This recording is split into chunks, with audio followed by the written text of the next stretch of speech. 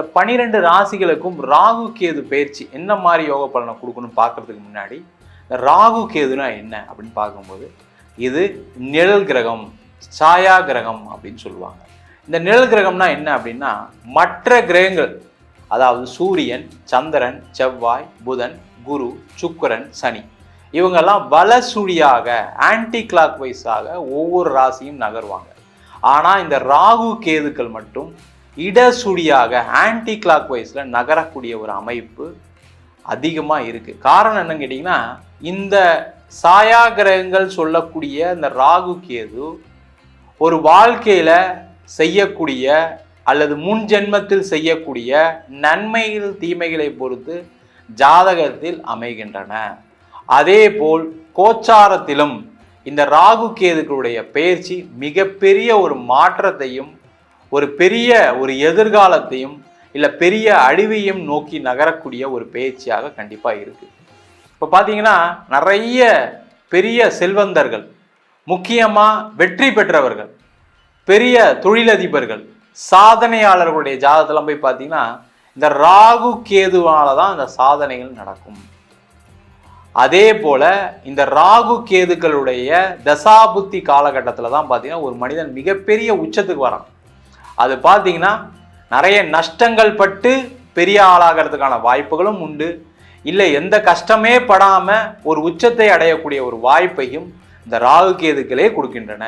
அதனால் 12 ராசிகளுக்கும் இந்த ராகு கேது என்ன மாதிரி யோக பலனை கொடுக்குது அப்படின்றதான் பார்க்க போகிறோம்.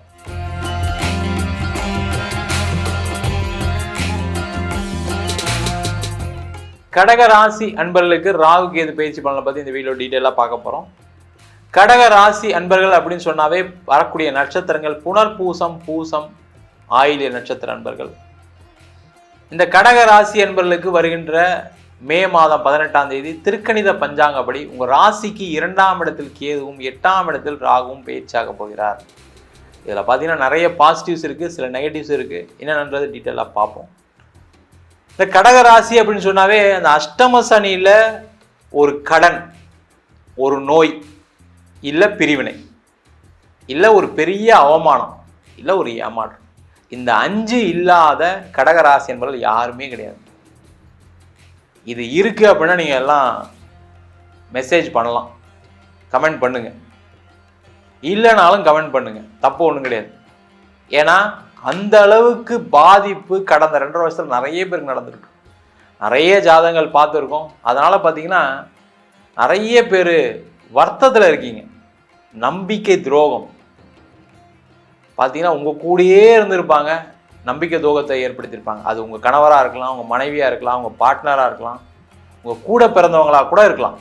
அதனால் பெரிய மனவலி, இவங்க இப்படி பண்ணிட்டாங்களே, நான் கொஞ்சம் கூட எதிர்பார்க்கல. காசு பணம்லாம் போனால் பிரச்சனை இல்லை சார், ஆனால் கூட இருந்தே நம்மளை முதுகில் குத்திட்டாங்கன்னு சொல்லக்கூடிய ஒரு நிலையில் இருந்திருக்கோம். அவங்களுக்கு எல்லாருக்குமே அதிலிருந்து ஒரு விமோச்சனத்தை கொடுக்கக்கூடிய பயிற்சியாக இருக்க போகுது.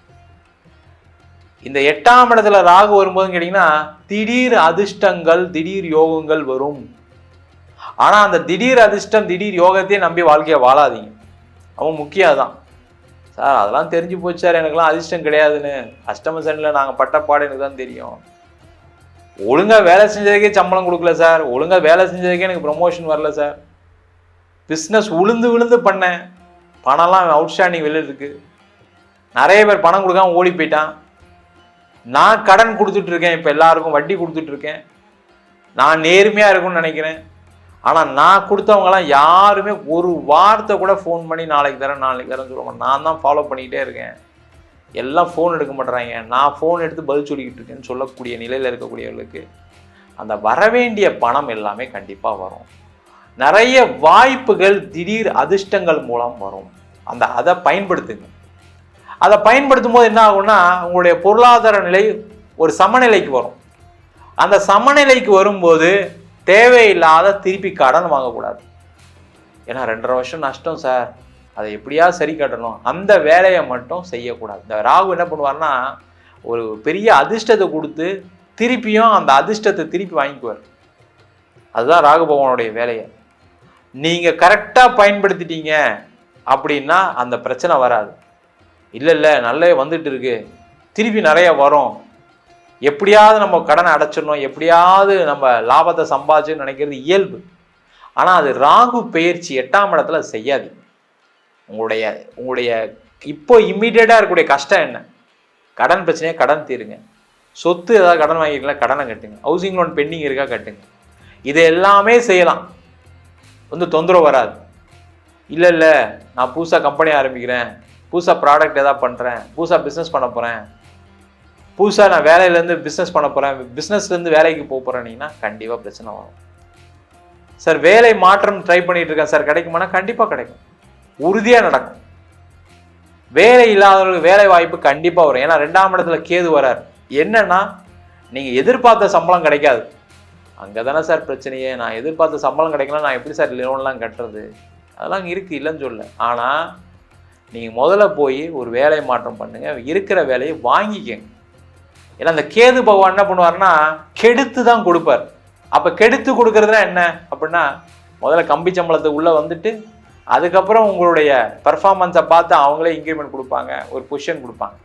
அந்த வேலையை இந்த கேது பகவான் செய்வார்.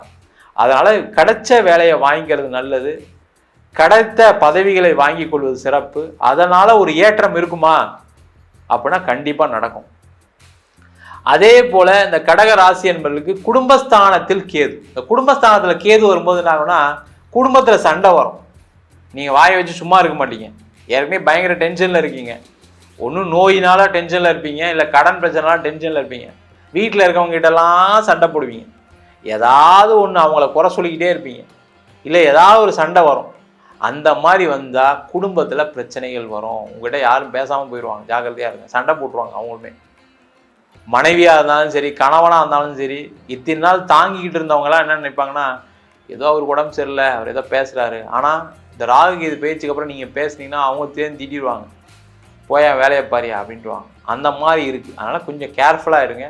உறவுகளுக்குள்ள சுமூகமான சூழ்நிலை ஏற்படுவதற்கான விஷயங்களை நீங்கள் செய்யணும், அதுவும் நடக்காது, அதை மட்டும் பார்த்துக்க. அதே போல் இந்த கடக ராசி என்பவர்களுக்கு 8ஆம் இடத்தில் ராகு பகவான் இருப்பது வெளிநாடு சம்பந்தமான விஷயங்களுக்கு அனுகூலமான சூழ்நிலை இருக்குது. சம்பாதிக்கன்னு நினைக்கிறீங்க, உங்களுக்கு எலிஜிபிலிட்டி இருக்குது, உங்களுக்கு எக்ஸ்பீரியன்ஸ் இருக்குது, உங்களுடைய ப்ரொஃபைலுக்கு வெளிநாட்டில் வேலை கிடைக்குன்னு நினச்சா தயவுசெய்து ட்ரை பண்ணுங்கள். அம்மாவுக்கு பார்க்காதீங்க, அப்பாவுக்காக பார்க்காதீங்க, கூட பிறந்தவங்களுக்காக பார்க்காதீங்க. உங்கள் வேலையை நீங்கள் பாருங்கள், அவங்களாம் சந்தோஷமாக இருப்பாங்க. நீங்கள் வேலை இல்லாமல் தான் அம்மா கஷ்டப்படுவாங்க, நீங்கள் வேலை இல்லாமல் இருந்தால் தான் அப்பா கஷ்டப்படுவார். அந்த வேலை வாய்ப்பை எடுத்துக்கிட்டு நீங்கள் ஒரு வெளிநாடு பயணம் பண்ணிங்கன்னா நிறைய சம்பாதிப்பீங்க, அவங்களும் சந்தோஷமாக இருப்பாங்க, அவங்கள கூப்பிட்டு வச்சுக்கலாம், அவங்களுக்கு தேவையான விஷயங்களை செய்ய முடியும், அதற்கான சூழ்நிலைகள் வரும், நல்லாவே இருப்பீங்க. சார் வெளிநாட்டில் இருக்கேன் சார், வெளிநாட்டிலையும் நிறைய பிரச்சனை போயிட்டுருக்கு சார், எனக்கு நிம்மதியாக இல்லை சார் நான் அப்படின்னு நினைக்கக்கூடியவர்களுக்கு அந்த நிம்மதியை கொடுக்கக்கூடிய பயிற்சியாக அந்த ராகு இருக்கும். அது என்ன பிரச்சனையாக இருக்கலாம், குடும்பத்தில் சண்டை, கணவன் மனைவிக்குள்ளே பிரிஞ்சே வாழக்கூடிய ஒரு சூழ்நிலாம் சில பேருக்குலாம் வெளிநாட்டிலாம் இருந்திருக்கு. அஷ்டம சனியில் கருத்து வேறுபாடுனால ஏதாவது பிரிஞ்சிருப்பீங்க, ஏதாவது ஒரு வார்த்தை நீங்கள் பேசியிருப்பீங்க, அதெல்லாம் பெரிய சண்டை வந்திருக்கும். இப்போ சேர முடியாமல் உட்காந்துட்டீங்க, ஒரே வீட்டிலேருந்து 2 ரூமில் உட்காந்து ஆப்ரேட் பண்ணிக்கிட்டு இருக்கீங்க, அதெல்லாம் பெரிய கஷ்டம். குழந்தைங்களால பிரச்சனை வந்திருக்கும், அதெல்லாம் தீரக்கூடிய ஒரு அற்புதமான அமைப்பை ராகு கேது கண்டிப்பாக கொடுக்கும். ஒரு முடிவுக்கு வரும், அதில் எந்த டவுட்டும் கிடையாது. திருமணம் சார்ந்த விஷயங்களை மட்டும் கொஞ்சம் கேர்ஃபுல்லாக இருக்கும். திருமணம் நடக்கும், ஏன்னா 2ஆம் இடத்துல கேது வரும்போது, குடும்பஸ்தானத்தில் கேது வரும்போது திருமணம் நடக்கும். ஆனால் வரன் பார்க்கும்போது இந்த தோஷங்கள்லாம் கொஞ்சம் பார்த்துட்டு பண்ணுங்க.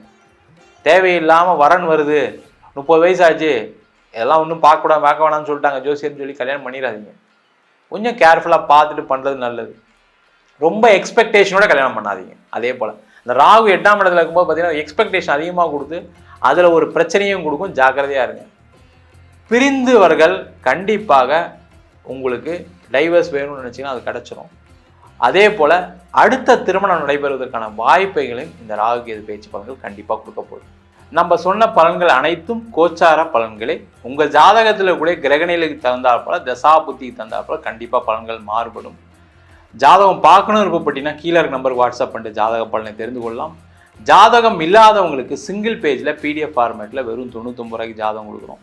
டீட்டெயிலான ஜாதகம் வேணும், 51 பக்கம் கொண்ட PDFல பலன் இருக்காது, ஜாதகம் நோட்டில் என்ன எழுதியிருக்குமோ அந்த டீட்டெயில் இருக்கும், அதை வெறும் 500 ரூபாய்க்கு கொடுக்குறோம். வேணுன்றவங்க கீழே இருக்க நம்பருக்கு வாட்ஸ்அப் பண்ணுங்கள்.